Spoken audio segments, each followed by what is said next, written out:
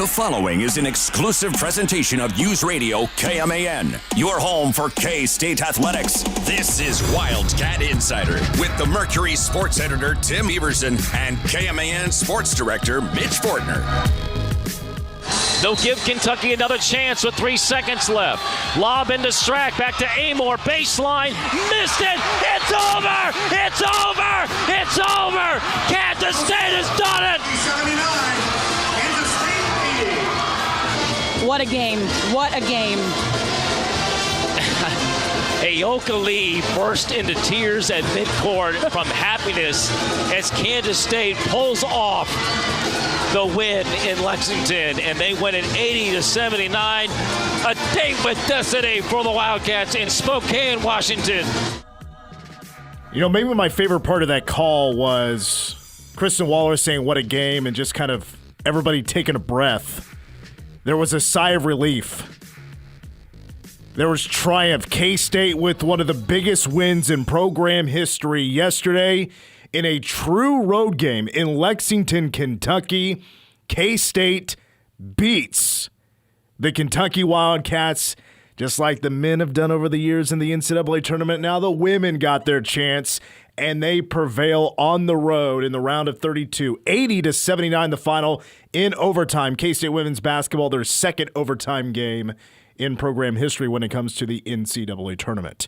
Welcome to Wildcat Insider. Mitch Fortner with Cole Dutchendorf. Tim will be with us in just a moment. He was just held up, so he'll be here shortly.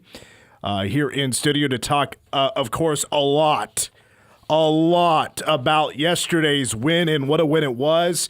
Jeff Mittie, who typically joins us on a Thursday or maybe a Wednesday sometimes. He'll be joining us today at 5:10, the head coach of the Wildcats, who gave a speech last night at MHK, Manhattan Regional Airport, to the fans that met the team as they returned back to Manhattan last night. He'll be joining us at 5:10.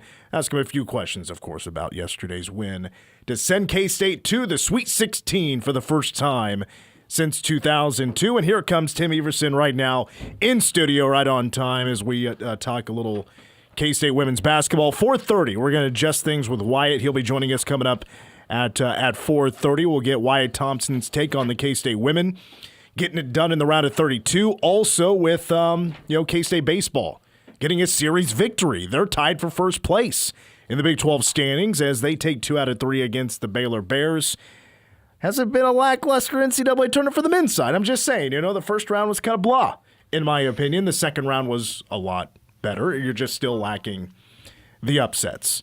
But we'll hear from Wyatt here a little bit later on in this first hour. Tim, how you doing since that game went final last night or yesterday afternoon? Pretty good. It's been kind of a whirlwind. I don't know. I just keep going back. I think I saw someone tweet out. Sometimes it's better to be lucky than good. I think that's not entirely fair to the K-State women. I think they were both. And I think that's kind of what it takes at this time of year. You got to be able to have things go your way. You got to have Georgia Maury miss one of the easiest shots of the game, a shot that she makes probably 9 times out of 10. But then you also have to do the things they had to do to get to overtime to make that happen. And so it's an incredible feeling. Obviously, 23 years is significant, and it's one of those streaks that goes on for long enough that you start to doubt whether or not it's going to happen. And I think that there were times on Sunday that at least I thought, I was like, okay, they're making a run. They're up 5. There's only a couple minutes left. This is how it's going to end again. Oh, well. But we've said the entire year when this group is healthy, I sound like Jeff Mittie calling them group. When this team is healthy, they're special. Kids. Yeah, they're special. And, they can do things that no other K-State team, or that only a couple other K-State teams have done. And that, there have been a lot of really good teams in the last 25 years to walk through Bramlage Coliseum. A lot of really good teams. And none of them have done what this team has done. So it's exciting. The finish of the game, when it's a game like this, it's tied. It's the NCAA tournament. You really start at the end of the game. And there were multiple things that happened that, depending on, the result of the game, if it was K-State to win it or Kentucky even won it, it's still some pretty major storylines. I mean, first of all, first half, I thought the fouling, even not just Aoka Lee, like the fouls for Kentucky were adding up. Like, this is a major storyline. Like, is this going to happen to Kentucky again, where they're just going to be in too much foul trouble? That's not a deep team, and this is going to be a major factor. No, the referees just simply stopped calling fouls pretty much. It was just go out there and play, Yoki's getting hacked. We're going to let it go. But we're going to go both ways. Well, even at times it didn't feel like it was kind of both ways. Some really ticky-tack stuff on Yoki. But really, that's not the storyline at all. No. Yoki getting 4 fouls and, this coaching staff really having to navigate her minutes. And to get her back in there, first of all, is already a gamble just to throw in there for the last few minutes of the second quarter. And Yoki picks up a 3rd foul. So she had 3 fouls going into halftime. That was a pretty major storyline. She didn't foul out. That was obviously pretty big. Tamara Poindexter going off. But at the end of the game, Yoki did get hacked, and there was no whistle. And I thought that was pretty bad. Pretty bad officiating there down the stretch. But K-State had to hold off Kentucky 4 times. Kentucky got 4 shots in the final 30 seconds. And Georgia Amore, who is up for the Nancy Lieberman Award, she is one of the best point guards in the country. One of the best players in the country, period. Like, she is a first-round WNBA draft pick. She's going to get drafted this year because her eligibility's done. Serena Sundell, is not in the same spotlight as she is. I think she should be, but she's not. And Georgia Amore, of those 4 shots, she took 3 of them, and she missed all 3. Now, the last shot, did K-State get a little bit lucky? Yeah, I think they did. Jalen Glenn bit on the fake to the right, and Amore goes the other way. She goes towards the hoop. That was the exact play Kentucky was needing. They got exactly what they wanted, and they just missed the shot. But Georgia Amore averages 20 points a game. She scored 18, so she's held below her season average. She was 7 of 23 from the field, 7 of 23. That was a really rough day, actually, believe it or not, for Georgia Amore. 7 of 23, that's 40.5%. She was 3 of 9 from 3. Zy Walker, this is – I don't want the supporting cast who didn't have the most points in the world to not get noticed. First of all, Zy Walker had the assignment for the most part of Gordon, one of the best players in the country. And I thought for the most part, she did a pretty decent job. Now, I was getting probably as frustrated as a lot of other people were. And I know it's by, it's a coaching decision. There's a reason why they're doing it. But K-State was going underneath all these ball screens every single time, going underneath everything. I'm like, they're just asking Georgia Amore to start crushing some shots. She passed up a lot of shots against K-State. I was surprised. She could have easily shot 32 times last night. But she didn't. She shot it 23 times. She passed up on a lot. So, really relied on Kentucky and the whole 5 out there that played the whole overtime period to go out there and make it a ball game. K-State had a little bit more help, and that's thanks to Kennedy Taylor. Kennedy was such a spark in that second quarter, getting to the free throw line, did not miss a free throw. She was a spark for K-State to get back in the game because it was a really slow start. Kennedy along with Tamira, because early on it was only Serena, it was only Aoki. They were the only 2 scoring the basketball. Tamira had a really tough start to her game. She went 0 for 5 to start the game.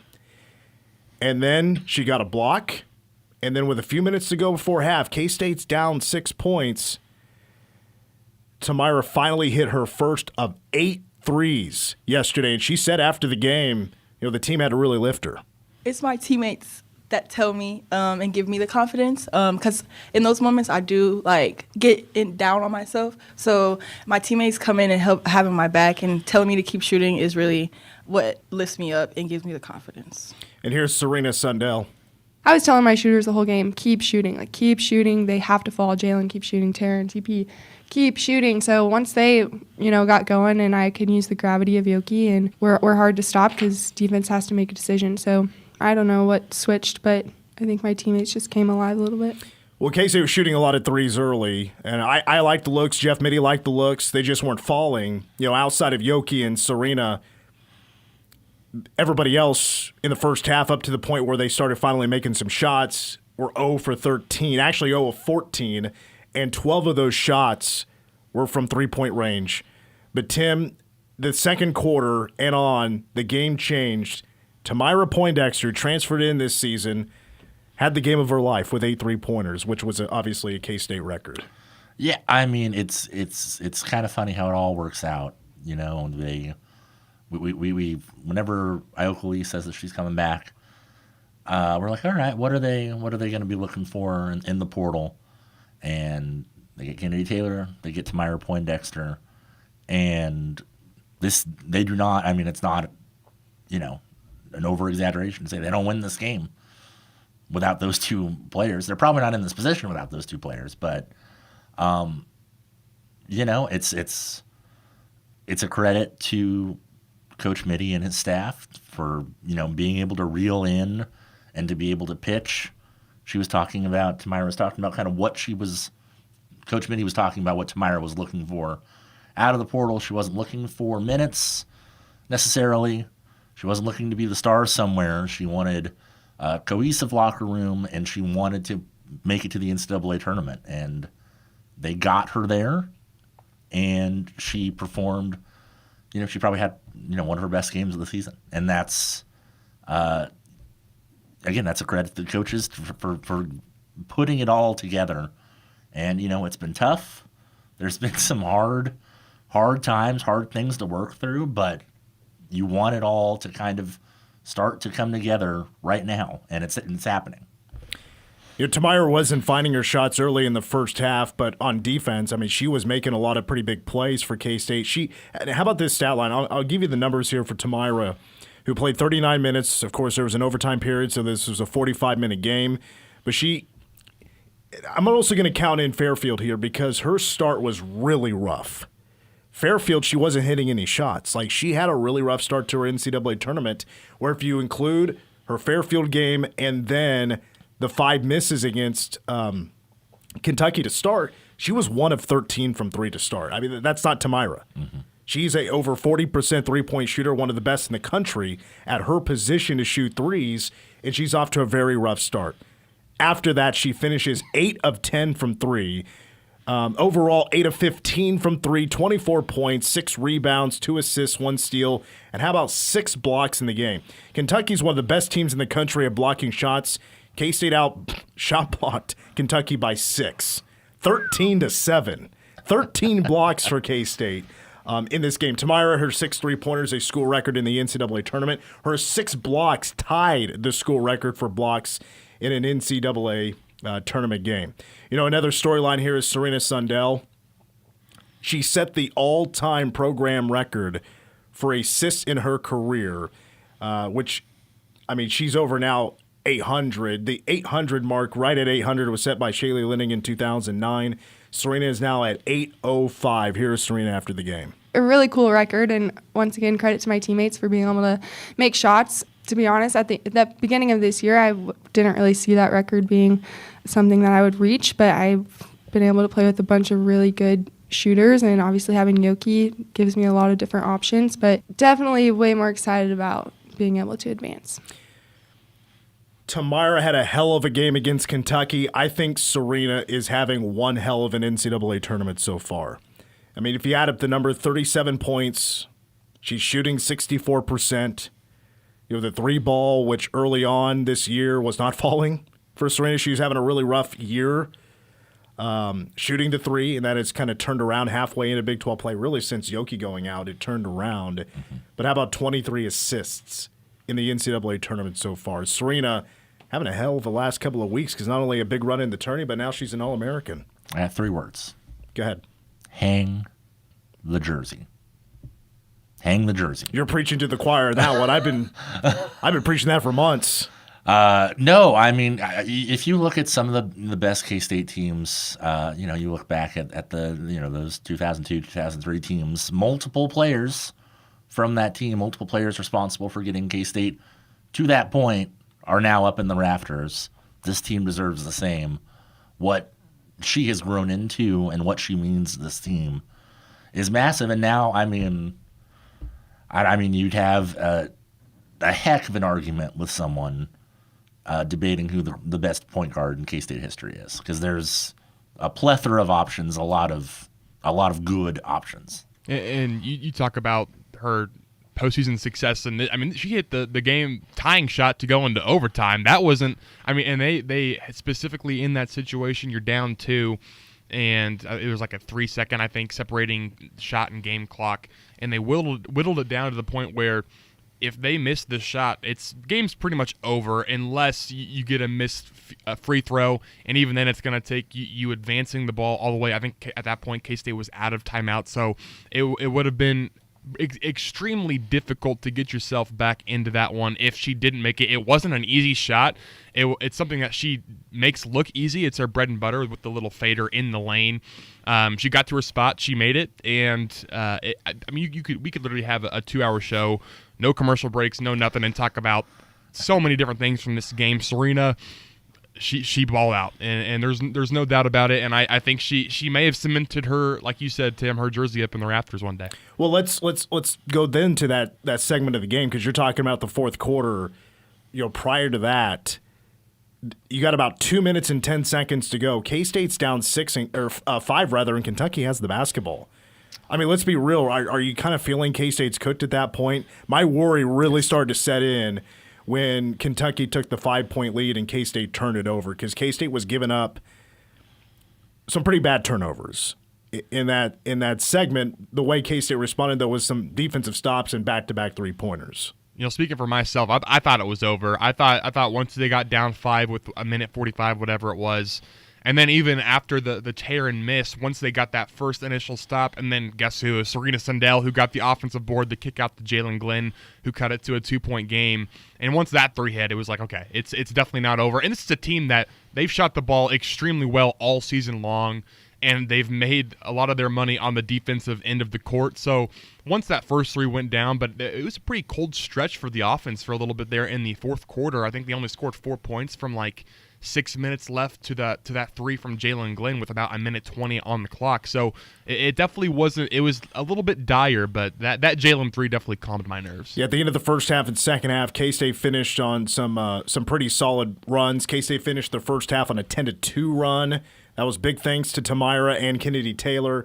And then, at the end of regulation, that was an 8-3 run, back-to-back threes. Jalen Glenn, Tamira Poindexter, who was just, Jalen hit 3 threes in the game. She was 3 of 10. But they were all timely. All 3 of those threes were extremely timely. The one that cut it to a 2, and then the overtime 3 as well. Well, that kind of leads me, maybe not my last thought, but it's another thing that needs to be brought up.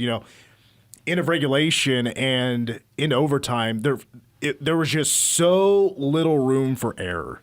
There was no room to make mistakes because everybody was answering each other's shots. That's what made it kind of a crazy game. I'll go to Jeff Mittie on this one because everybody was hitting some pretty big shots at crucial times. I loved the fight. I loved our answers. I loved our answers when Kentucky made big runs and the crowd got loud. We answered back, and we answered emphatically, and many times it was Poindexter in the second half, and Serena certainly. But I'm proud of our group for being able to fight back in front of a hostile crowd and a pretty loud crowd. Yeah, there were, in that second half, maybe in the fourth quarter alone, I have to go back and look at exactly how many, but it felt like 4 or 5 times Kentucky would make a shot, K-State answers with a 3, Kentucky hits a 3, K-State answers with another 3, and Coach is right, Tamira had so many of those. But you look at the big shots, though, in the overtime period, and this needs to be mentioned as well, 3-point shooting was obviously a major key in K-State's success in this game. Kentucky was an okay 3-point shooting team. They still made 8 in the game. K-State finished with 14 threes in the game. Tamira made the exact amount that Kentucky did in the game. But in the overtime, for Kentucky, it was about making 2s. K-State answered with 3-pointers. In overtime, K-State was 3 of 3 from 3. Kentucky was 0 for 5. So they had to settle for twos. They did not get the 3-ball going, which they did in the second half. Kentucky was, they weren't shooting it a ton, but they were making some timely threes, like kind of some, you're trying to stretch the lead out. K-State may miss a shot, and then on the other end, here comes Kentucky, and they hit a 3-pointer. But that to me was also a pretty big difference in the game. I was pretty worried in that final 2 minutes of regulation. And Cole, you're right. That Jay Glenn 3, for me, I was like, okay, there's a chance. This team is not done.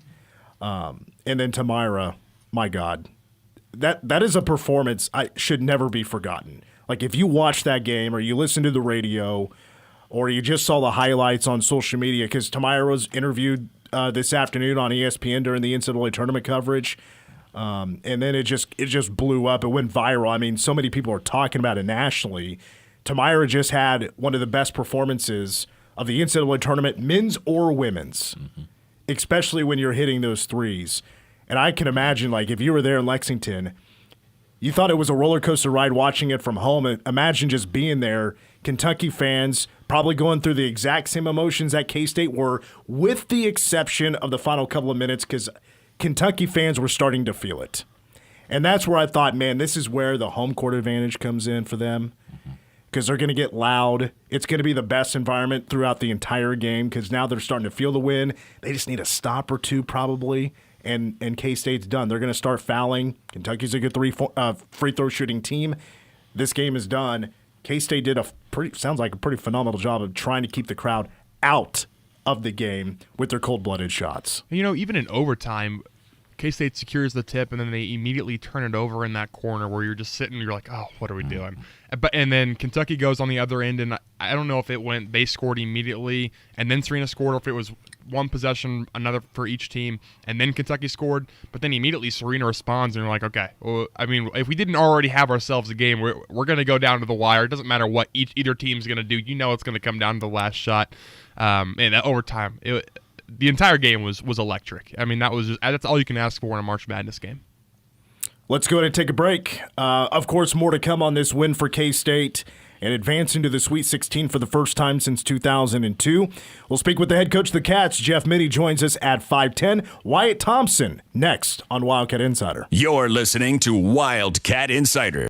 I remember an old Flintstones episode. I don't know what it was necessarily about, but I remember Fred Flintstone was just pacing, and he was pacing so much that he basically dug a hole in his living room floor. That's exactly how I was watching K-State hang on to beat Kentucky. That was I don't normally, like, it's just not me anymore. If I'm watching a game at home, I'm a huge K-State fan, right? I don't really anymore, because I'm so media trained to, like, verbally react to things. But man, when there was a no call on Yoki getting hacked with like 30 seconds to go, but then K-State on the defensive end, Georgia Amore misses the floater from 5, and K-State hangs on. I gave you one of those let's goes, and I'm celebrating, and I couldn't have been happier for the K-State women, who will be to a Sweet 16 for the first time since 2002. It's just the second Sweet 16 for K-State women's basketball since 1983. The NCAA tournament, I believe, started in 1982 for women's basketball. Well, it's Monday. It is Wildcat Insider. We could have a Wildcat Insider without speaking to the voice of the K-State Wildcats, Wyatt Thompson. Wyatt, where were you when K-State advanced to their first Sweet 16 in 23 years? I was actually sitting right in front of the biggest TV I own, and then I had about 3 other games on too. I was into it like you can't imagine. It was amazing. I'm so happy for the team, Coach Mittie, the crew, for the fan base. Great turnout at the airport last night. I didn't make it out there. I couldn't tear myself away from the men's games that I was watching, but man, oh man, that was fun to see him win that one, brother. No doubt about it. So what's the biggest TV you have? What's the size? Oh, Oh gosh, I'd probably have to ask Karen. It's probably. Does this sound about right? Somewhere around 60 or 70. Okay. Yeah, Decent. It's on size. the wall here in front of me. It's big. I just mentioned how nervous I was, watching it in my girlfriend's living room by myself. Like it's probably best I was by myself because I was worried, I was nervous. But like you're used to calling games, like you're at every K-State men's basketball and football game. Do you get nervous very much when you're broadcasting, or is it a lot different when you're at home and you're really feeling the nerves when you're not a part of the game? I probably feel the nerves more when I'm not doing the game. When you're doing the game, and you know this, you do this too for a living. You're locked into what you need to be doing, what's next, those types of things. I'm not saying you don't hurt when the time comes to hurt, or euphoric when you win a game like that, because you're all of that. I've said for a lot of years the great part of doing this is that you get the more you're around, you get to know the players and the coaches better, and I mean season by season, not just over 20 some plus years. Think about what this year was like from the 1st of November through early March, and getting to know a Doug McDaniel or somebody like that, a Coleman Hawkins, Max Jones, those types of guys. I find it one of the most neat things about what I do. I love the games, love dealing with the players and coaches, but that's really neat. I remember one night on the coaches show we had Max Jones and David Castillo on, and there were people coming up after the show for 4 or 5 minutes probably saying, "Wow, those two were so great." And I said, "Absolutely, they were. You can see why I love doing what I do, because it's a great thing." Did you see many performances like what Tamira did yesterday with her 8 3-pointers? Yeah, but those are the ones that you'll be talking about to your grandkids, right? And I'm talking about you, not me necessarily. What I was thinking about yesterday after the euphoria of hanging on and winning the game was just thinking how blessed we are, because I was blessed to see some of those girls the last time they went to the Sweet 16, and man, that was such a talented bunch, and for these girls to be doing that too, and as an example, I mean, we know what Yoki's done scoring wise and all of that, but for Serena, I don't know if she's gotten enough run in some ways for her to pass Shaylee Linning and go over 800 assists. Are you kidding me? That's crazy, man. That's Hall of Fame stuff there, right? Don't you think? Hall of Fame, jersey in the rafters, pretty much anything exactly. you could. All of the above, 100%. And I think most of the fans, driving around listening or headed home or whatever they might be doing as they hear us, I don't think they're arguing with that. I think they're all in. It's been really fun watching this group, and I don't get to see every game because of my commitment to the guys. But man, you just feel so great for them, because that was a pretty high level game yesterday, man. You had one team shoot 40%, the other 39%, but forget that. I mean, that was just 40 minutes of really exciting basketball from my perspective. So you mentioned you couldn't tear yourself away from the men's NCAA tournament. It was some pretty good basketball yesterday. The second round was much better than the first round. How's your bracket doing right now? Did you fill one out? I always do. I probably pay less attention to it than anybody ever that fills out a bracket. Not that I don't care, but I'm much more into the games as opposed to I'm rooting for this team because I picked them. You know what I mean? I as an example, I'm sitting there looking this morning at the men's bracket and where they stand in the Sweet 16, and I'm getting ready to do an interview, and then in that interview I get asked about and this is just an example of some of the weird things that come across my plate. I got asked this morning by a couple of guys on KFH in Wichita, is the day of the Cinderella done in major college basketball? How would you answer that? Because if you look at the 16, it's pretty much the Power Four. It's a boatload of SEC, it's a boatload of Big Ten and Big 12, and a little sprinkling of ACC. Right? I mean, that's what it is.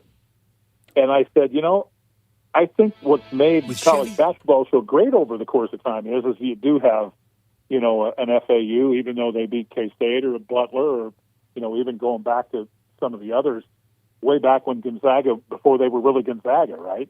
I mean, it's just, but I said, I don't know that we will see that now because of the structure of where these players go and the money they're being paid at. We may not see it. Well, I don't think it's done. I think it's too early to tell this. Like, we have this one NCAA tournament where we don't have the major upset, and we want to make these. I understand asking the question. I think it's just too early. Like, if it becomes a pattern, and year after year, now you're seeing 1 through 4 seeds in every bracket getting to the Sweet 16. Yeah, things have changed. There will still be those mid majors that have that talent that will take a team maybe on a run, but then the next year they're going to jump in the portal and they're going to go somewhere, bigger. I don't think those days are done. We're just having one of those years that it's just not as exciting when it comes to the upsets. Well, no, I'd have to throw this in here too, just for the sake of the argument. The lowest seed remaining is Arkansas as a 10, and that they were minus Boogie Flan for a large part of the conference season and had other injury issues. They're as long and as athletic as most, right? They may be a 10, but if they were healthy all the way through, what do you think they'd be? Yeah. 5 or 6 maybe? 7 at the worst? Probably. Were you somewhat hoping to see KU and St. John in the second round so Zibi Ejiofor would play against KU? I guess I'd be lying if I didn't say I thought about it. Generally speaking, I do root for the Big 12. And it's really interesting because I talked to a guy today. He said, well, the Big 12 has done really well with Tech in there, and what have you. But look at what's remaining. Houston, BYU, and Arizona. Mm-hmm. They haven't been around very long. So the league it's a little different now, isn't it? I just think this was an odd year for Kansas. And I'm not surprised they went out kind of when they did. If and this probably will make some people mad at me saying this, and there will be others that think it's great. And I guess I can live with it. But if Kansas had any other name up against their resume, I'm here to tell you I don't believe they'd have been a 7 seed. Do you? I'm not sure. Are you saying they would have been worse? Yeah. Yeah. It'd have definitely been worse. Yeah. They'd have been a 9 or a 10 by 100%. I had them as an 8. That was my projection for that. I mean, and a 7, it's kind of whatever. Yeah. But, I really thought they'd be an 8. I guess that's fair. 8 or a 9 is what I was thinking. And I believe they had an 8 or a 9 resume, to be honest. How many Big 12 teams do you think gets to the Final Four? I mean, there can only be 3 total, but how many do you think? Who do you think gets there? Well, I really do think Houston has a shot. I really, truly do. I think the road is a little tougher for TCU, but if they would shoot it really well this next weekend, don't you think they could? I would say BYU and Arizona. I would say maybe BYU a little bit better chance. But I'll remind you here, you probably saw this, Arizona was behind 19-4 and won that game last night. Mm-hmm. And when they make shots, they're pretty dangerous. I think Houston is the best chance, but I've said it all year long, I really like Tech and their ability to score, but they're also a pretty good defensive team. So I'm going to say those are your 2 best shots. Could they get 3? It'd be a stretch, but gosh, I'd love to see them get 2, wouldn't you? Well, 2, and I'm really rooting for Texas Tech. I like to see them get back because I just really like that team. It just depends probably on how healthy they are. Well, true, and that's the thing you worry about because it was about this time last year, maybe in this coming weekend game when Jamal Shed got hurt, right? I mean you can't have something like that happen and expect to go all the way out. But they're I just think they're so good defensively, and we've talked about them all year long. They won the Big 12 tournament basically without Roberts, and can you imagine? To me, that's a testament of how good Xavier Francis and Arsenault and some of those other guys that get few headlines are really. Those dudes can play. Wyatt Thompson is our guest. Before I let you go, I know you have you're on the TV call, right? Is that for K-State baseball, or are you doing radio? I'm doing radio. They're going to slide Matt over to work with Craig, and I'm doing radio actually with Brian and the women moving on. I'm going to be pretty baseball busy this week. Okay. I'm doing the game tomorrow night with Nebraska, and then I'm doing radio with Coach Clark Friday, Saturday, and Sunday. I mean, I got to be the first to admit, as well as K-State baseball is playing right now, I didn't get a ton of time to watch them. I did watch most of Saturday, and that was a fun game, but I'm sure you watched a little bit. What'd you learn about K-State baseball this weekend that took 2 out of 3 against the Bears? Well, I love the way they played Friday and Saturday. Pretty clean baseball, right? Not so much yesterday, but if you'd have said to me at any point going into the weekend, or even the midweek game at Tarleton, they're going to win 3 out of 4, sign me up. Traditionally, Baylor and Waco has been a very difficult place for a lot of teams to play there, including K-State. I was thrilled to death that they got the first 2, and I think, you know what, these guys, I mentioned clean baseball. They defend pretty well. They've got some pop. They've got guys with good average. They've played pretty rock-solid baseball, and I don't know that they're a finished product yet. I don't know that their pitching is as good yet as I think it could potentially be. I'm not sure if you would agree with all of that, but that's kind of what I think I see so far. Yeah, I think for the most part, you're right on the money. If you look at the numbers, I mean, unfortunately, that they got blown out yesterday, so that's going to kind of make the numbers a little bit weird. Not exactly that tells the story what K-State was able to do. I am excited about the pop. I'm excited that really my one big takeaway is that if I were to explain it like this, like Pete Hughes went to the transfer portal and found a treasure chest of gold. Because it feels like everybody that he has found that are contributing a pretty decent amount at least are all for the most part working out so far. Oh, I think that is an excellent and very accurate statement. I mean, name the guys, right? I mean, you can just kind of go up and down. There's more than just 3 or 4 guys, right? I really, really like the way they play, and I think they've pitched it pretty well. And I'm sitting here looking at, how good has Maximus Martin been, as an example? His slugging percentage is at .868. He's driven in 33 runs in 21 games and has homered 9 times. He's got 17 extra base hits. That's just one example. There's Vasco and O'Connor and Dardar and Kennedy and Madliak. In a way, you just keep going down the list. That's pretty good work, man. Pretty good work. All right, Wyatt, we're looking forward to hearing your call this week then on K-State Baseball right here on K-Man with Nebraska tomorrow at 6 o'clock and pregame coverage at 5:30. Really appreciate it. We'll see you soon. Yes, sir. Great talking to you. Voice of the Cats, Wyatt Thompson. Again, it is Nebraska at Toyton Family Stadium on Tuesday. And then this weekend, Friday, Saturday, and Sunday, back at Toyton, K-State is hosting the Texas Tech Red Raiders. We finish hour 1 of Wildcat Insider coming up next. You're listening to Wildcat Insider. We continue on with Wildcat Insider on K-Man, Mitch Fortner, along with Tim Everson. Good stuff there from Wyatt Thompson. He's going to crush it, of course, with baseball this week. K-State now 15-8 overall, and they are 5-1 in Big 12 play. They took 2 out of 3 against the Baylor Bears. Baylor's seems like to be a pretty decent team. Utah seems like they're a pretty decent team. I think it's still maybe a little bit too early to fully determine how good they are going to be. Texas Tech doesn't seem like they're that great so far until they got into Big 12 play, and they've started 4-2.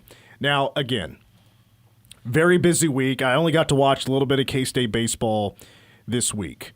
But taking a look at the numbers, the batting averages are getting better. Starting pitching probably outside of Jacob Frost, probably would have hoped, and Quevedo was pretty solid on Saturday as well. Sunday again, it was such a blowout on Sunday. It really kind of messed up the numbers that if you just take a look at the series numbers, it doesn't quite tell the story. I'm looking big picture after this weekend because K-State has started 5-1 in Big 12 play. Let's just take a second and realize how big of a deal that is. Now, I put this info out there on social media, and I'm going to ask this question. You may know the answer, you may not. But K-State lost on Sunday, so that means they started 5-0 in Big 12 play. When is the last time K-State baseball started 5-0 in conference play? If you didn't see my tweet, you can take a guess. I did see. I've seen it. I saw. I don't remember the year, but I know it was a long time ago. I know it was before the 21st century. Yeah. It was 1990. 1990. It's quite a while ago. Big Eight baseball. Yeah. 1990 is the last time K-State started 5-0 in Big 12 play, which I don't know if that necessarily says or tells the whole story that, K-State has had some rough years of baseball, conference baseball over the years. Yes. It's definitely not the most decorated program in the Big 12, that's for sure. But to start 5-1 in Big 12 play, you go on the road and you win a series. Waco throughout history hasn't been necessarily the most friendly place for K-State to go play some baseball. Recent success, sure, for sure. I think we have enough clues. K-State right now is still teetering as a top 25 team. They're 15-8. Hopefully they take care of business this week with Nebraska coming in, along with Texas Tech, who right now has, I have to go back and look, but Texas Tech does right now have a losing record. They're the only team in the Big 12 with a losing record right now, despite being 4-2 in Big 12 play. K-State obviously has the tools. They're more well-equipped. They're performing well. It's probably the best start to a K-State baseball season in my lifetime, with the exception of maybe 2013. And I was born in 1990. I was not alive the last time K-State started 5-0 in Big 12 play. But going back to what I mentioned to Wyatt, the success out of the transfer portal, Maximus Martin. A.J. Vasco is a freshman, but Keegan O'Connor, Seth Dardar, D. Kennedy, Bear Madliak, Shintaro Inoue. These are all guys that are performing at quite a high level right now. Those are everyday guys that maybe aren't necessarily playing every day because K-State probably has more depth than what we were expecting to see this early from the Bats. And then pitching, Lincoln Sheffield, Michael Quevedo. I mean, those are two transfers. Dante Lewis, I haven't seen enough from him yet, I think. Even though he's made 6 appearances, I think he's got something to be truly special, both offensively and defensively. I think offense, though, he's really starting to blossom. The bat's starting to take off for him, and that's a wonderful sign from a freshman. All right, we got to wrap it up. That's hour 1 of Wildcat Insider. When we come back, we're joined by the head coach of the Wildcats, Jeff Mittie, and that's coming up next. And this is Wildcat Insider. Mitch Fortner, Tim Everson, Cole Dutchendorf on KMAN. Hour number 2, it's Wildcat Insider on KMAN. It's after work. Mitch Fortner, Tim Everson from the Manhattan Mercury. Cole Dutchendorf is across the glass. You can always feel free to text us in a question or comment. That phone number is 785-537-1350. As Jeff Mittie will be joining us here in just a moment. His team is off to the Sweet 16 for the first time since 2002 as they knock off Kentucky in overtime in Lexington, 80-79, that final score. K-State was outscored in the first, third, and fourth quarters. The difference of 7 points in the second was obviously quite key. K-State won overtime, of course, by 1 point. Tamira Poindexter had one of the games of her life, maybe the best game of her life, 24 points, but hit 8 threes. If you consider what was on the line, the pressure, you're on the road in the second round of the NCAA tournament, a true road game, and Tamira crushes 8 of her last 10 three-point attempts to lead the team with 24 points. 19 points from Serena Sundell, who had a 14 assist game, which she is now the all-time leader in K-State women's basketball history with assists in a career. 16 points from Aoka Lee, who was 8 of 18 from the floor and somehow did not shoot a single free throw in the game. Third time this year. She didn't shoot a free throw. Just absolutely ridiculous. And also 11 points from in an underrated run right now. The last month for Kennedy Taylor's been pretty good. She finished with 11 points, 8 rebounds in 16-plus minutes. She had the second best plus-minus. Taryn Sides had the best plus-minus. Unfortunately, she did not score. She was 0 of 5 from 3. It was only Taryn that had the rough game shooting the 3. She finished 0 of 5, and she was getting some looks. They just unfortunately were not falling. They were all they're pretty close. Now, what this means now, K-State's on to the Sweet 16. They're heading to Spokane, Washington, which, of course, as I've learned today, is a real joy to figure out how to get there. layovers and get into a car and go here. You know, it's Tacoma, Washington. It's kind of in the middle of nowhere. It doesn't make a whole lot of sense why, of all the places. I'm fine. You want it to be on the West Coast, that's fine. But surely there's a more of a travel hub that we could put this thing in than Spokane, Washington. Yeah, not a lot of good hotels up for grabs at this point, and but they're in Region 4, so they're heading to Spokane, Washington. K-State will play the winner of USC Mississippi State, who play tonight. That game is going to be at 9 o'clock. It's going to be televised on ESPN, so it's going to be a late one. But if you're looking to scout K-State's next opponent, which I would imagine is going to be USC, they'll tip off at 9 o'clock. So as of right now, in the women's bracket, the 4 and 5 games that have all been played so far, all 5 seeds have gone on the road and won. The one we have left is Alabama at Maryland. And Maryland was that one team. It's like, should they be hosting? I don't think it wasn't expected that Maryland was going to be hosting. You thought K-State would host over Maryland, but Maryland going to be hosting Alabama. And we'll get some scores a little bit later on from the Game Sports update from Cole Dutchendorf. Have we all calmed down, or is our hearts still racing from those closing moments of the K-State women getting it done in OT over Kentucky? I mean, I'm fine. I worry some about Jeff Mittie, but it was stressful. It was a stressful stretch there at the end. Well, how about this news? So Serena Sundell had a hell of a game. She's having a hell of a tournament. Her clutch shot was the shot that sent the game to overtime. She tied it up with her what's become a go-to like bread and butter move where she posts up, and it's a turnaround jumper, and she knocked it down, and that tied the game.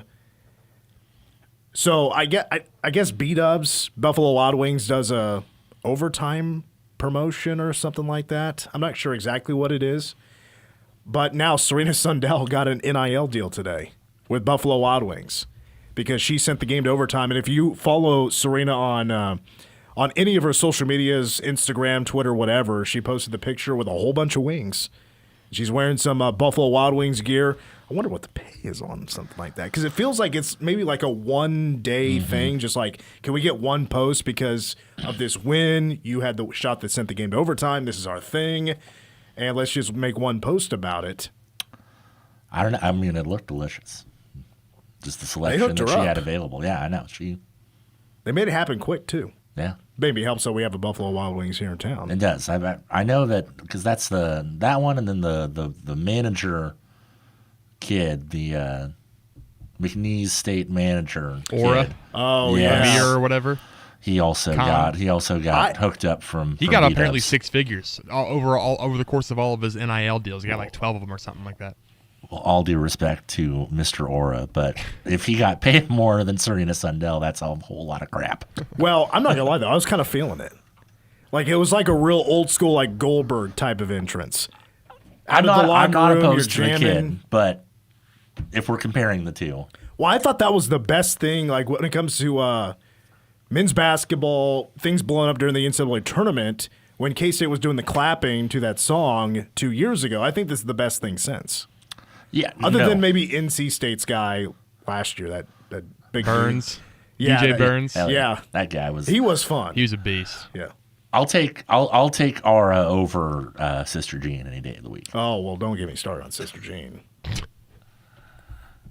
She's not dead yet, right? She's still kicking it. There was some drama surrounding Sister Jean because after one of the games this year, she was sitting courtside like by the locker room, and the Loyola Chicago players like weren't giving her, like she was sticking her hand out for fist bumps or high five, whatever, and they just all gypped her until the next game they all ran over and hugged her or something. Falls apart. Listen, if you're not winning, if you're not a player but you're getting this you're getting NCAA tournament attention, until you have your own socks, you're really not anything. That's true. And then the shirts afterwards too. Because you see all the McNeese cheerleaders were wearing like the Amir's face on their shirts. But we're still talking about Sister Jean. Are we going to be talking about this guy 5 years down the road? I don't think he's got the staying power. Well, he's going to be a grad assistant at NC State. Mm-hmm. He's taking him with him. Wow. Yeah. Shout out to Coach Wade. I know. Well, it's the best thing he had going, apparently. I mean, he's the moneymaker. He's the one. He's the NIL draw. You have to hope that if he's bringing them along, he's worth something, bringing something else to the table, other than being able to walk down a hallway looking cool. So. Do you recognize the song? I don't not. Listen to that. I'm not. I don't keep up with like modern music at all, so I don't know if. I mean, it was kind of cool though, like them walking down and like. It was very K-State 2 years ago. It really was. It just wasn't contained in the locker room. Which I didn't know that song until that happened either. So, I'm not a good judge of that. Well, we are now pleased to be joined by the head coach of the K-State women's basketball team. His team is off to the Sweet 16. That is Jeff Mittie. Coach, right out of the gate, I got to ask about something really big that happened after the game. Had you ever previously given a speech while standing on a baggage carousel? No, I spent most of my life telling my kids to get off the baggage carousel. I did think that was ironic, but no, but glad to be doing it. What was the plane ride back? It was well documented how fun the locker room was, and whoever was putting the name on the bracket, that was cool. But what was the plane ride? Was the party still going? You know what? It was kind of typical of that. The first 15, 30 minutes was pretty active, but after that, it was quiet. Everybody was, I think, exhausted. The emotion kind of drained out of them, and then the last 10 minutes of the flight got kind of excited again, and people talking. But usually after the game, my that group's been a fairly quiet plane ride team, regardless. They kind of like their sleep. Yeah, I can understand the party going for a little while, and then things calm down. Everybody does their own thing, and you reset. I saw today, we just talked about it, Serena got that nice Buffalo Wild Wings NIL deal. Did she bring the wings to the basketball training facility and share with everybody? No, we never get any of that good stuff on the NIL deal. That we never. We're constantly telling our players that they don't share with the coaches. They keep that they're very selfish that way. They're very unselfish on the court, and they keep that food to themselves. Well, speaking of Serena, we could start with her because I think she's having a phenomenal tournament. Really, the last couple of weeks have been big for her. Yesterday, she becomes the all-time leader in assists at K-State, and she was also named an All-American by the Associated Press. But I guess we'll get the official statement on just this run here lately for Serena. The accolades are coming in, and now she's having a really big tournament so far. She's playing really good basketball. She had a great look to her early in the game. She knocks down the 3 threes early and really playing at a good pace. It's been a really, really good stretch for her, and just doing so many things so well. And so excited for her to get that honorable mention, All-American. That's hard to do. There are so many really good players across the country. So for her to be an All-American, Lee as well, is pretty special for the program and for her, and just a really cool thing. Beating Kentucky yesterday, 80-79 in overtime. Apologies for I'm not familiar with your full resume and what you've done previously, other than being at K-State when it comes to the NCAA tournament. But when you think of your career, it's got to be one of the biggest wins of your career, is it not? Oh, yeah, definitely, and certainly at the D1 level. When I was young, Coach, I was lucky enough to take a team to the Final Four and take a team to the Elite Eight at the Division II level. And then, the reality of it is that it's obviously hard to do. You go Arkansas State, you go TCU, and when I was at TCU, we were in 4 different leagues and did some good things, but this had not been done. And it's been one of those things, and certainly the Sweet 16 is not the goal. The goal is to go further than this, and we don't want this to be the ending. And I told the team after that, the dreams are bigger than this. It's a good step. It's a step that we needed to make, and we made it. So proud of this group for doing it, and glad to get over that hurdle. Yeah, yesterday's game for the NCAA tournament was an all-timer. 21 lead changes, 9 ties. We'll tell some of that story, but it comes down to the final shot. Kentucky had 4 chances. They don't get one to go in. I guess looking back, if I was to ask you the cliche, what'd you take away from this moment of the game? What was the big takeaway from that final stand, that last that last shot by Amor not going in? We just couldn't get the dang rebound. The ball bounced away from us. We needed to box out better. I thought we had the ball. Going back on film, I am screaming for the timeout because Walker gets to that ball first. And, one of the officials, they need to be looking at me. Now, it's not a long window. They've got to be ready for that. And then it turns into a tie-up, and they get another chance. So it felt like we just couldn't. The hard thing is this. The ball's in a position down far enough that we had fouls to give, but you're a little worried about that they go into the shooting motion. Now you fouled somebody and put them on there for 2 or 3 shots, right? The other thing that's always concerning about that low is where do they put their center at? Where's the action there? So we were fortunate that the runner doesn't go in. It's not an easy shot, but it's a shot that kid can hit, no doubt. And that kid probably hits 50-60% of them. And fortunately for us, it bounced out of there. Poindexter did a good job of getting there enough to bother her, but certainly fortunate that it bounced out of there. Going back to the fouling thing, did it help make the decision not to foul because Kentucky was not just looking for the final shot? Well, I think this. One, no, not necessarily, because I think you could, and we've talked about it. Walker was trying to get one done early, but generally the rule on fouling is you don't want to do it in a scoring area unless their back is to the basket, right? Because you feel fairly confident that they're not going in a shooting motion there, right? But it's not as easy as people think, and I think it's a little easier in the men's game because they don't have the advanced rules. We have so many advanced plays that we practice those things all the time of what plays we're running, all that stuff. The other thing that was significant with 3 seconds is that you've got a lot of options as a coach. I had a timeout left. They didn't have any timeouts left. So if you take it, you're giving them a chance to talk about some things. So anyways, there's a lot of things going on that sideline. So certainly for our group, just proud that they found a way to get it done. And this was a game of people sometimes talk about games where people didn't make plays. This is a game that you can talk about both teams making a lot of really good plays. Boy, no joke on that. If I was just a casual fan that had no rooting interest, that's the best game of the tournament on either side. That was just a phenomenal game. Overtime, you get bonus basketball on top of it. Going a little bit backwards then, you got 30 seconds to go. Yoki gets a shot up. There's no foul called. Maybe the one thing I took away from your post-game press conference the most was you talked about how you're trying to chill out a little bit. That's making a long story short there when it comes to reacting, and because you feel like the team doesn't respond well when you react in a big way. How did you stay under control in that situation? Because that's a really big no whistle right there, where Kentucky then has the opportunity to go win the game. You kept it pretty cool there. Everybody else was not. Yeah.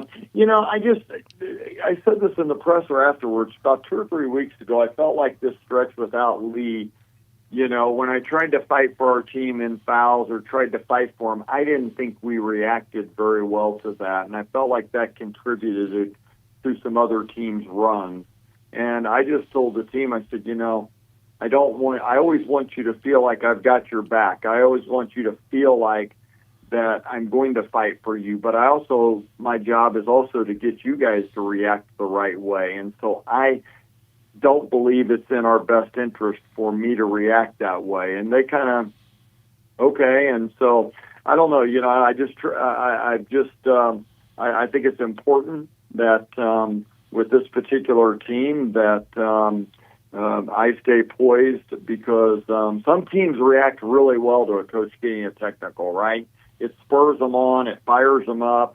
Some teams, this team, I think, has reacted better when the bench has been more poised, and in particularly me.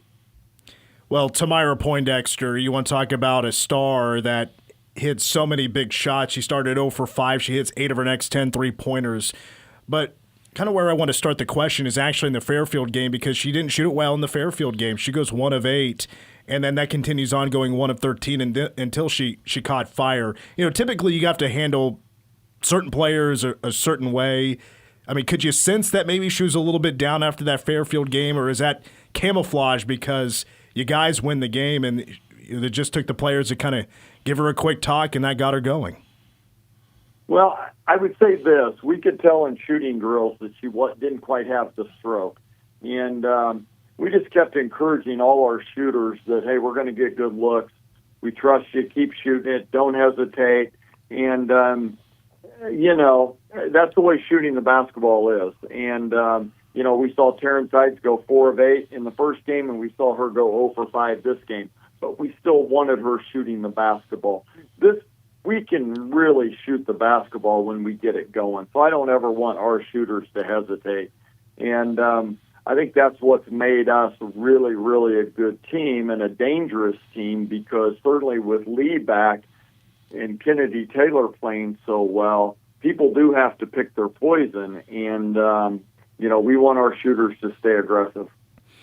Another thought, I want to go to Zai Walker for a moment because she drew the assignment for the most part about Georgia Amor, who's one of the best point guards in the country, one of the best players, period, in the country. She could be a first-round WNBA draft pick.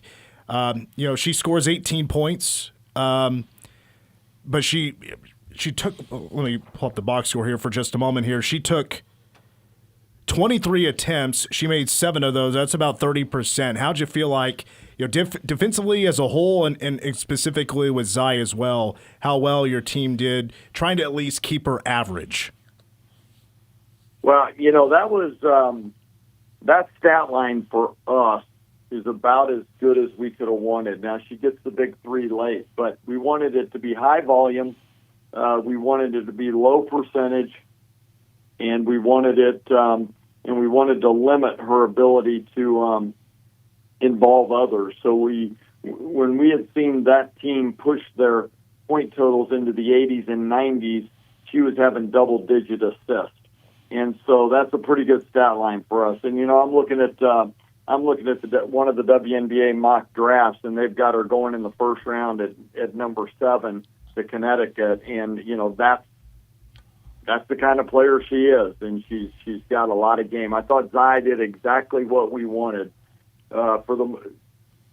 We wanted to keep her in front, which we knew we were going to give up some shots, but we also wanted her to shoot it because I felt like the energy in that building was when she got flashy, when she was making flashy passes and crazy passes that was turning into great buckets for them.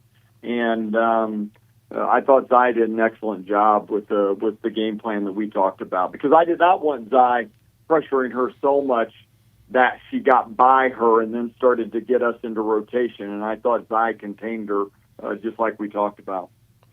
Jeff Mittie is our guest. Coach, just a couple more questions for you.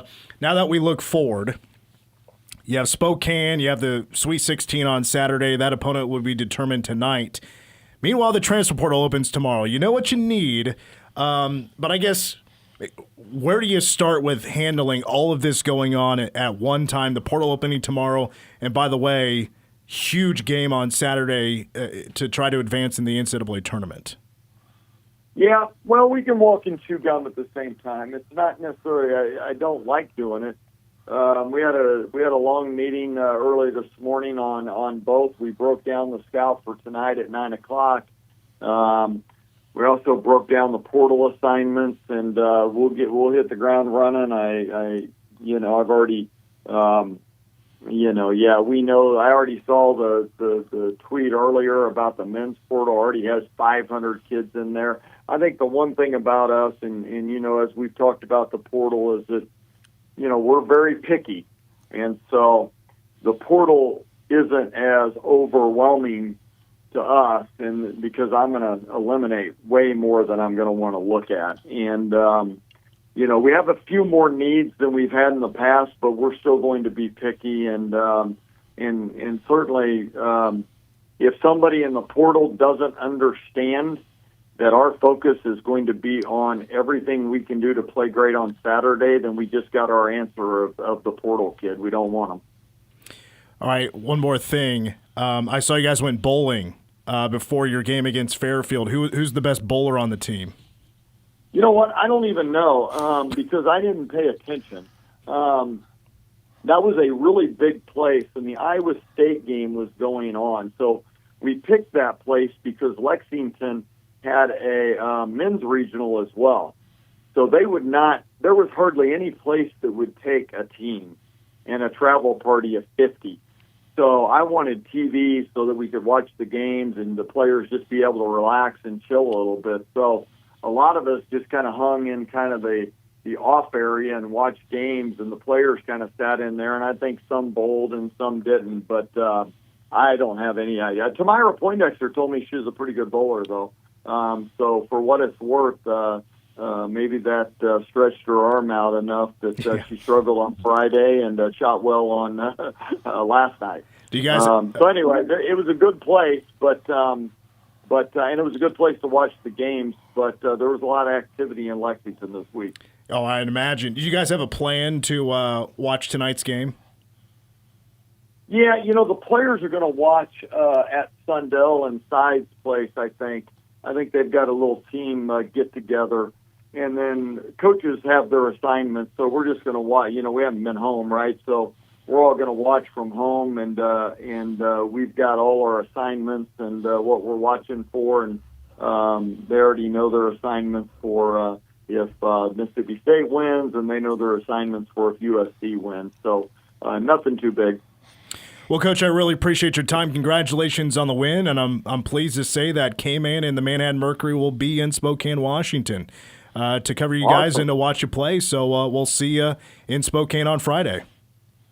Awesome, guys. Appreciate it. We'll see you in Spokane. Once again, that's K-State women's basketball head coach Jeff Mittie here on Wildcat Insider. Let's go ahead and take a timeout. We'll have more after these words on KMAN. You're listening to Wildcat Insider. We're back on Wildcat Insider. Mitch Fortner, Tim Everson, and Cole Dutchendorf.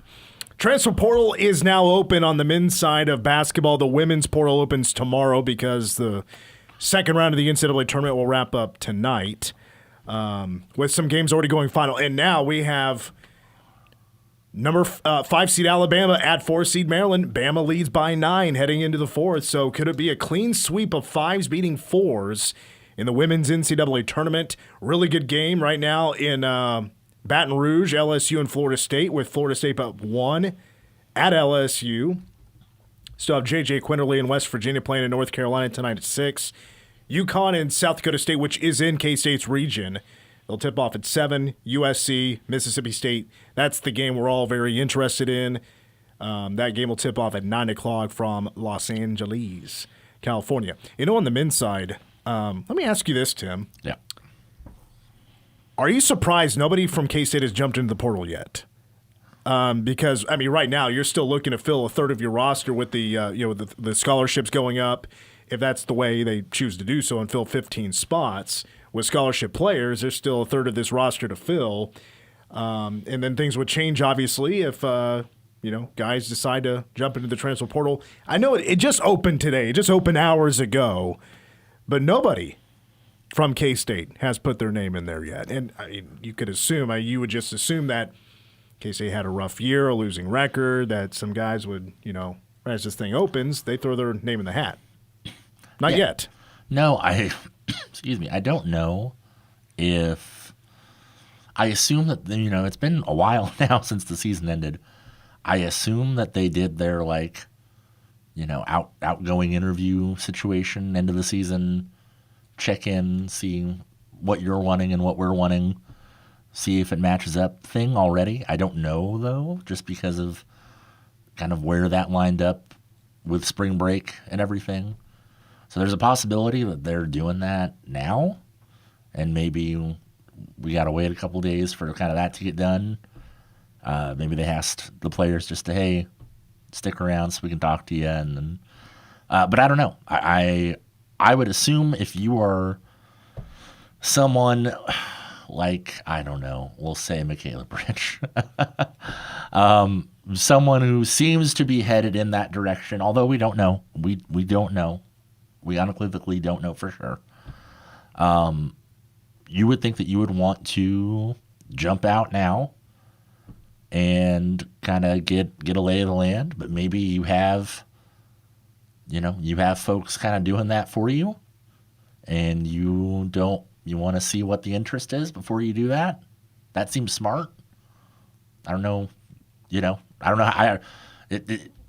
There's so many different ways that it can kind of play out that I'm a little surprised, but I'm not totally surprised that nothing has happened yet. I'm surprised, and I hear what you're saying. Legally, if that's the right word, you're supposed to have a name in the portal, and you can go talk to schools. Schools can talk to you. I know there's things being done with I'm going to air quote here, agents, which obviously tampering is in place, but I'm saying why not tamper? Who's stopping you? At this moment, nobody's stopping anybody. It's happening anywhere, so why not do what everybody else is doing for the most part? They just don't want to admit it. You mentioning Buddy Rich was probably not random. No. He would have been my first thought. He has been here for 2 years. He hardly played in the last 2 months of conference play and into the Big 12 tournament. That just seemed like a textbook transfer portal guy. But a ramp up at the end of the season, though. There was a little spike just as the season was ending. The last we saw Buddy Rich play, Coach Tang called him out and said he didn't give good effort. Very true.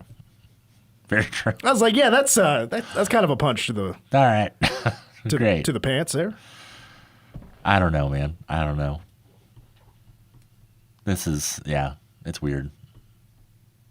That's all I got. I'm sorry. Well, it just yes, I'm very much in women's basketball mode right now. It just like C.J. Jones wouldn't surprise. No. Has Coach Tang talked these guys that are on the roster that can come back? Has he been that,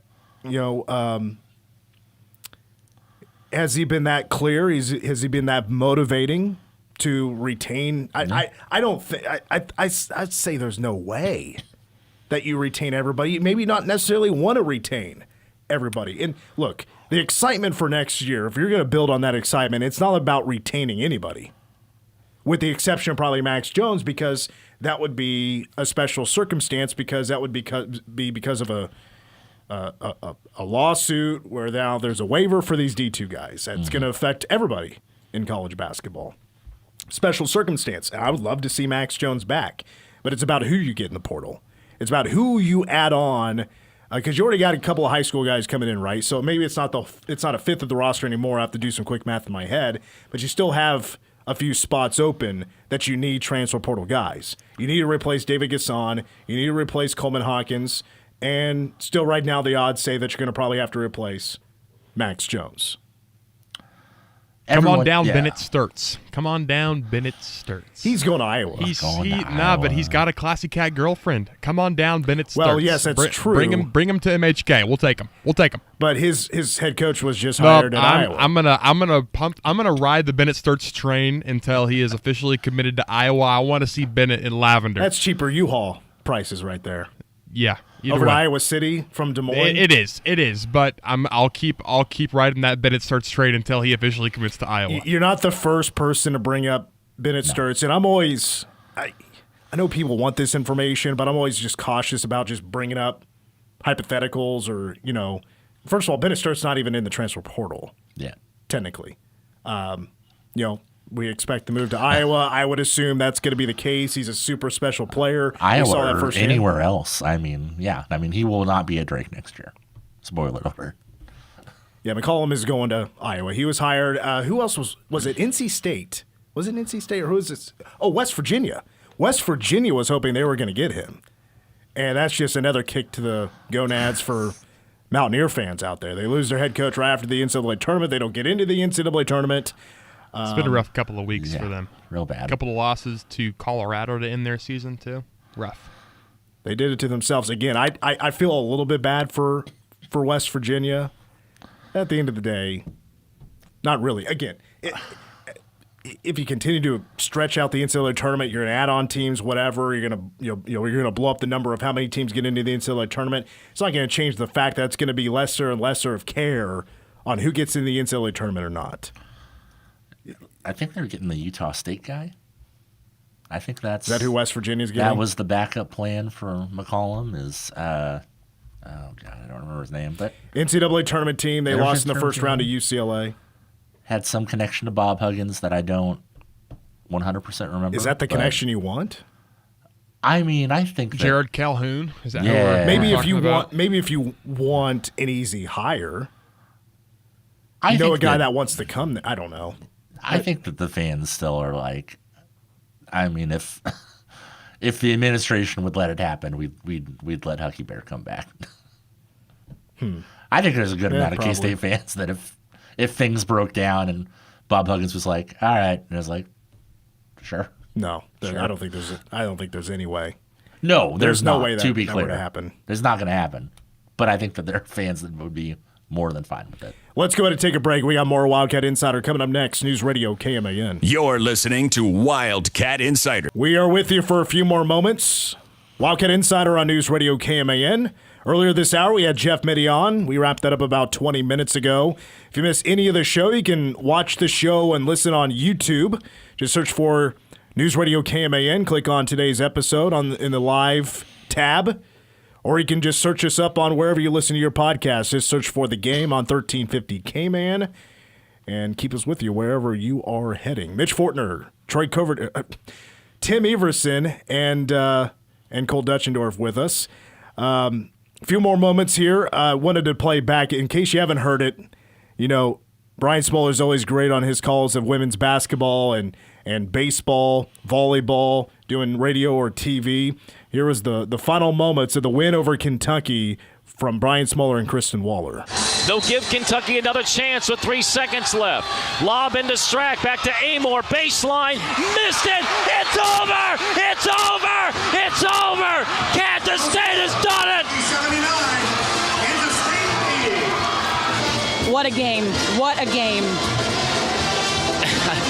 Ayoka Lee burst into tears at midcourt from happiness as Kansas State pulls off the win in Lexington, and they win it 80-79. A date with destiny for the Wildcats in Spokane, Washington. Somebody made the comment on social media after I shared it, and was like, this is tame for Brian Smoller. I'm like, look, this is a game. You had 21 lead changes. Tamira Poindexter hit 8 threes, and this thing's come down the wire. And this is overtime. I bet Brian was kind of on fumes at that point. Yeah. Like, he probably invested a lot of energy. Well, especially big shot after big shot back and forth. I mean, that's a lot of calls you gotta make down the stretch. That was 44 minutes and 30 seconds of some pretty intense basketball. I could tell Smoller had put a lot in there. He's maybe on a few fumes there at the end, but he emptied the tank right there on that final call. No wonder he's not calling the Nebraska game. He needs to be on vocal rest. No kidding. Until this weekend. I mean, you think that was big? Probably USC on Saturday. I would imagine. We don't know the tip time yet. That'll all be announced tomorrow. USC, Mississippi State will play tonight at 9 o'clock. I would imagine USC is going to win. Gigi Watkins is pretty good. Pretty good. One of the best players in the country. You're talking about a 6'2" guard. USC's not the best three-point shooting team, but that is an athletic team that can score the basketball. I worry about their defense a little bit, but if it is USC, we could talk about that a little bit later on. I'm going to still cherish and enjoy for a little bit longer that win yesterday over Kentucky, 80-79 in overtime. This is the first time that K-State women's basketball has made a Sweet 16 since I've been alive. It's true.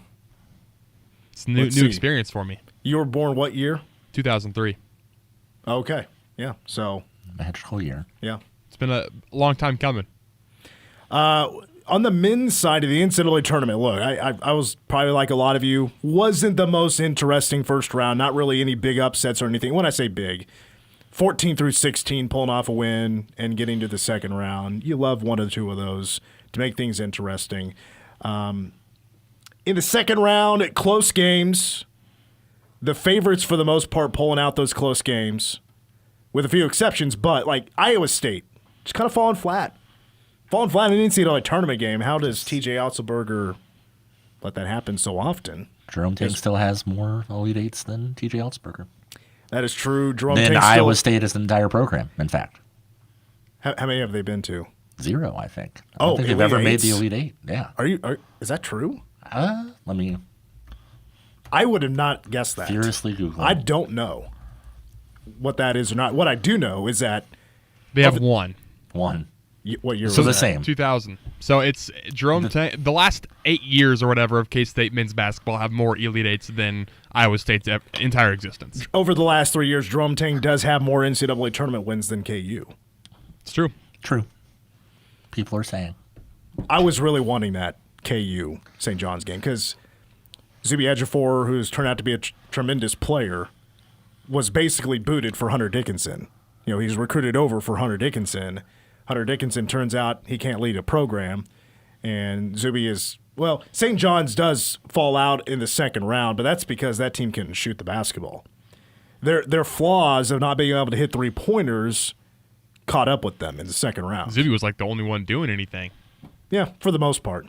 I asked Wyatt as we wrap up here, Tim, at 3 at the most, how many Big 12 teams do you think gets into the Final Four? Arizona, BYU in the same region. You have Houston and then Texas Tech in separate regions. Well, if we're looking at my bracket, which is in shambles currently. I have 2. I have 2. Probably the same? I have Arizona and Houston. Not the same. I still feel, I don't know now, because Tech, I thought that St. John's was going to go on a bit of a run there. Now that they're out of it, there's, what? Why not 3? Why not 3?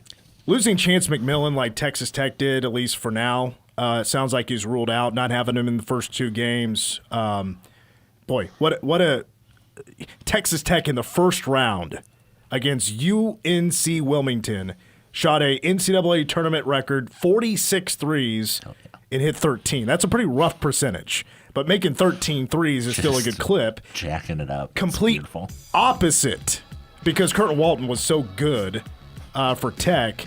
They were 2 of 14 from 3, but TJ Toppin is so freaking good. Yeah. So I like Texas Tech. I like Houston. I have Houston in the national championship game. As do I. I have them winning. All right, we got to wrap it up. That's it for Wildcat Insider. We're with you from 4 to 5:30 tomorrow. It's going to be another weird week. We'll have a lot of sports going on. But the game, Wildcat Insider, will be in Spokane, Washington this coming Friday.